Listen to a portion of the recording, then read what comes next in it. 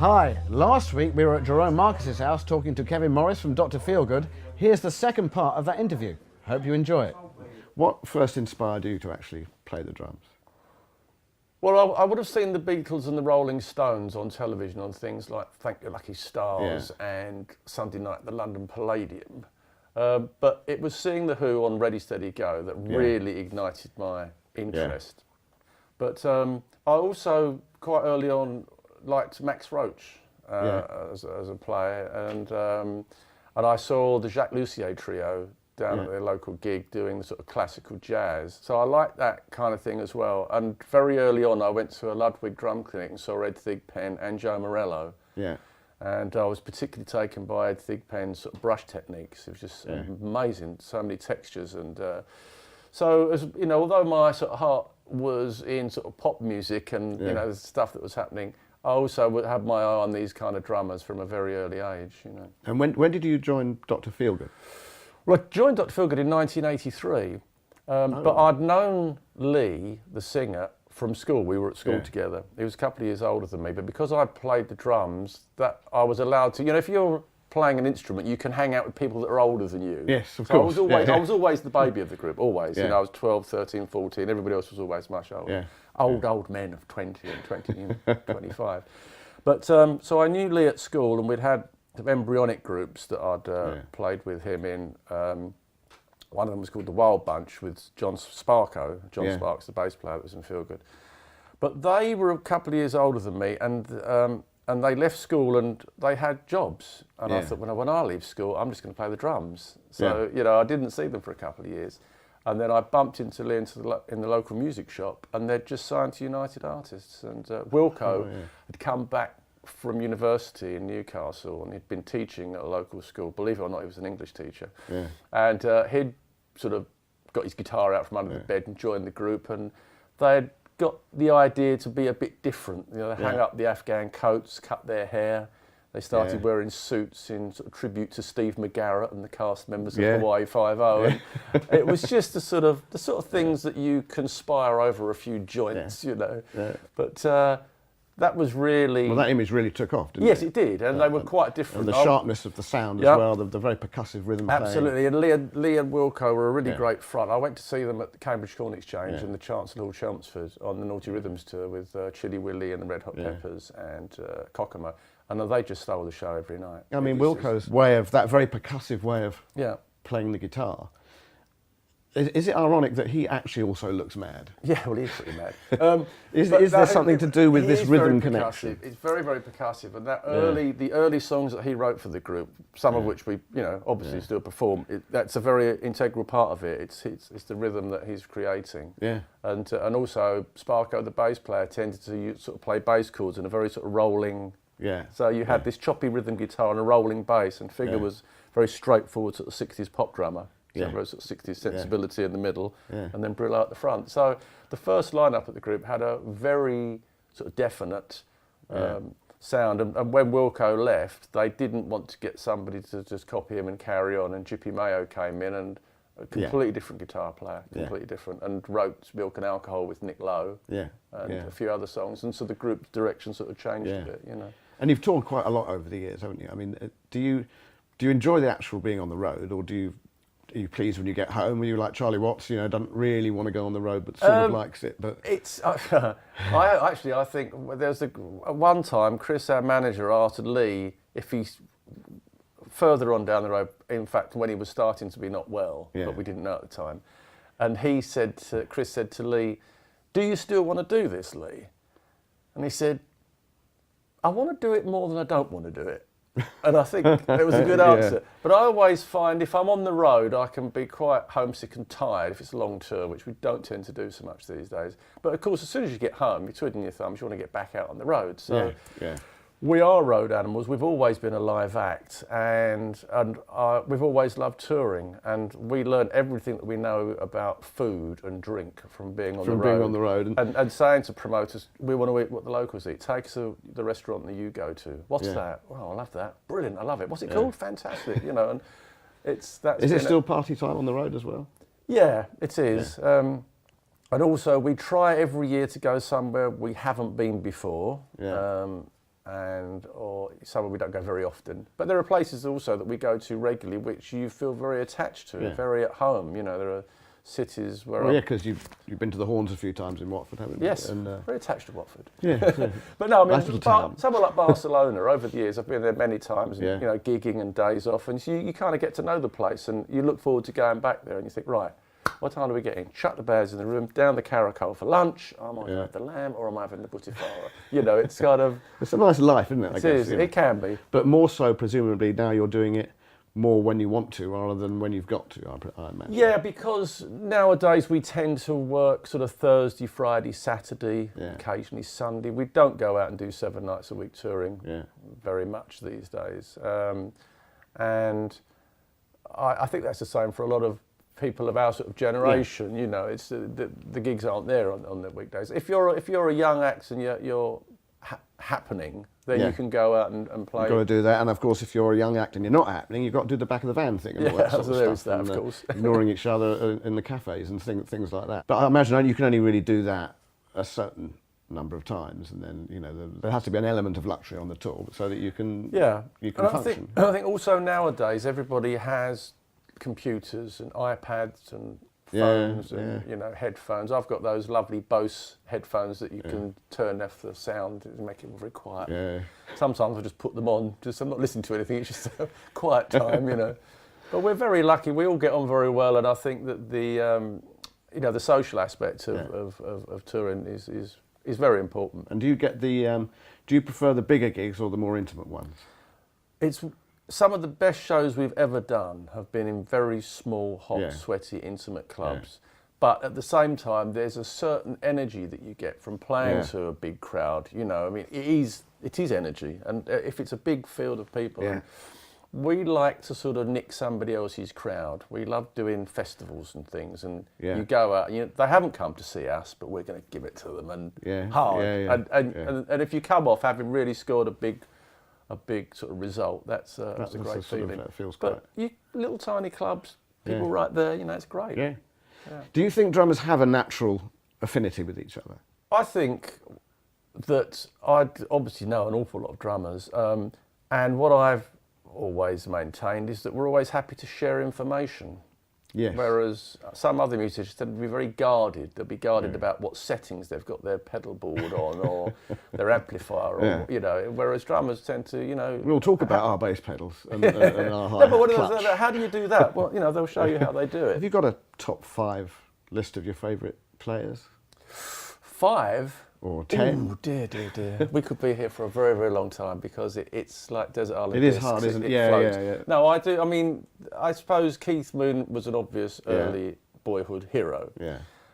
I saw Bill Bruford in a very early version of Yes, supporting the Nice at the Festival Hall when I was about 14. I loved his drumming, latched onto Bruford early on. John Heisman, we were talking about earlier, is a fabulous player. You know, there's loads of great English drummers, Ian Pace, John Bonham. Yes. You know, and then you get to the Americans and see people like Richie Haywood in Little Feat and guys in Tower of Power. All the drummers are in Steely Dan. Yeah. I love Jeff Porcaro. I've got so many records that he played on. And we were at a festival in Denmark the year before he died, and I've managed to blag backstage. I'd done my set, gone backstage before the security guard came down, and I was stood right next to Jeff Porcaro. He was just about to go on stage, and I couldn't sort of say anything to him. I was too embarrassed to say anything.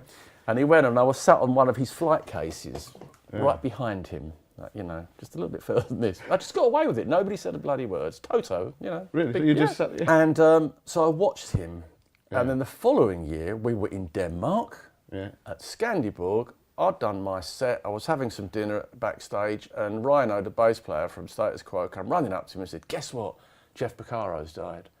I thought, that's really bad. I wish I'd said something to him last year, you know. Yeah. And so years later, when I was at a jazz club in Barcelona, and to see Elvin Jones, I just burst in the dressing room and cuddled him. I thought, I'm not making that mistake twice. No. So Elvin Jones, you know, loved his drumming. Ringo?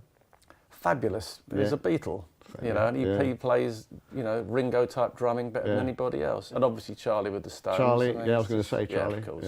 I mean, those guys, it's like if I ever went on anything like Desert Island Discs, I would have to say, well, there's no Beatles or Stones because it's just assumed like you've got Shakespeare and the Bible. They're there. Yes, exactly. Yeah, they're there. Then we talk about everybody else. Phil Collins? Yeah, great drummer. Yeah. I mean, there are so many great players. I mean, whoever we talk about, we're going to miss, we're going to forget to mention. And a lot of players I like don't actually do much, and that's what I like. That's what you leave out. It's what exactly. Kenny Jones was saying to us. Yeah, they're not doing an awful lot. In terms of soloing, I mean, soloing's got very popular these days with the younger drummers, hasn't it? Well, nowadays it's very easy to study jazz at college, which it wasn't when I was younger. And there's all the information on YouTube and DVDs, and there's a possibility for everybody to get very technical. And there are drummers that I particularly like that are very technical.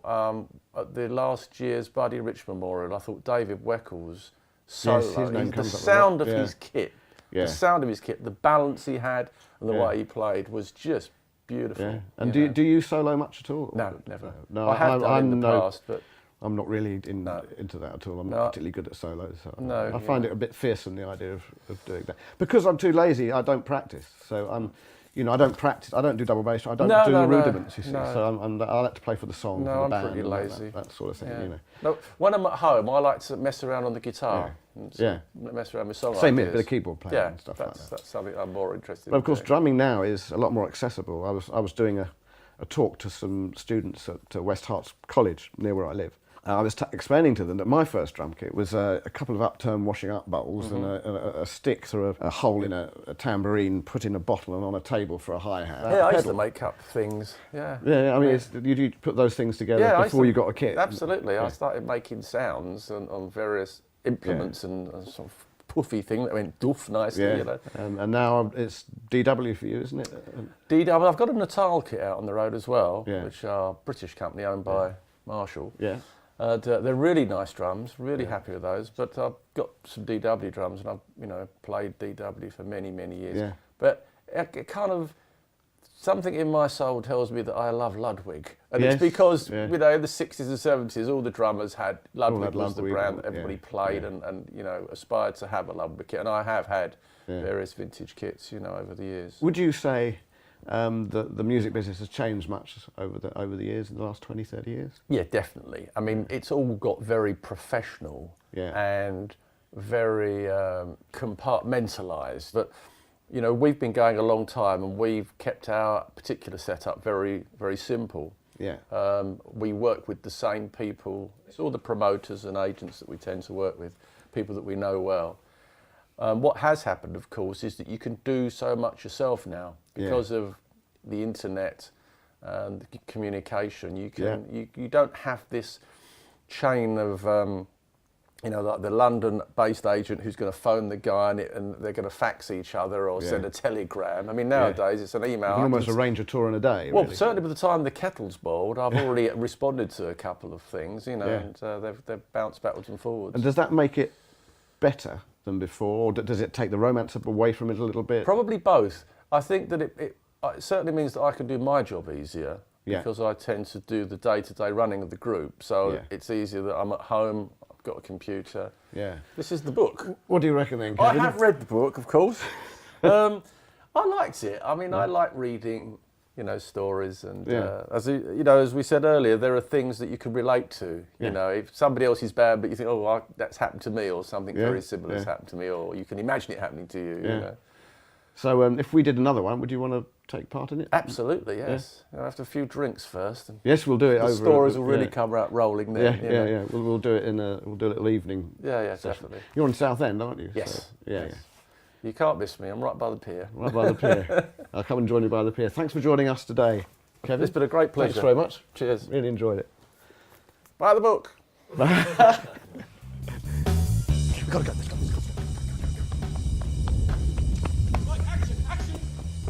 Hi. Hope you enjoyed that second part of our interview with Kevin Morris from Dr Feelgood. First part, click the previous button. For all our videos, click the more videos button. Next up is Mel Gaynor from Simple Minds. I'm going for a pint. Dave, pint please. Sorry, Spike. Mr. Buchanan said I can't serve you. Oh, I was hoping to have a chat with him. Brian, he's in here again, mate. What the hell are you doing here? I thought I'd got rid of you. So I thought we might be able to have a chat about it, you know, kind of a... Go on, I'd smooth things over a little bit, you know. Don't you darken, I told you I'd darken this door again. Get that haircut. Look like a bloody clown. Well, I'm terribly sorry. Still, he's completely insane. Mostly with the Anything that sticks. What I loved about him, it was just he's... If you think about it too hard, that's sort an arrangement if you don't love me. Yeah. I don't think, but But you were able to talk. The I hope you enjoyed that second part of our interview with Kevin Morris of Dr Feelgood. Second part, hope you enjoyed that. Quick. I quite like being a boom man. Hi. Hi. Last week we were at Jerome Marcus's house talking to Kevin Morris from Dr Feelgood. Here's the second part of that interview. And you don't like the way I did that. Did you see me? I was like... Yeah, I can see it at the corner of my eye. There was too much politics. We were chatting to... Who is he? What's his name? Who's that man? Who the hell's that band? Right, I'll tell you when to go. I can never remember the name of the band. Dr Feelgood. Right, sorry. Hi.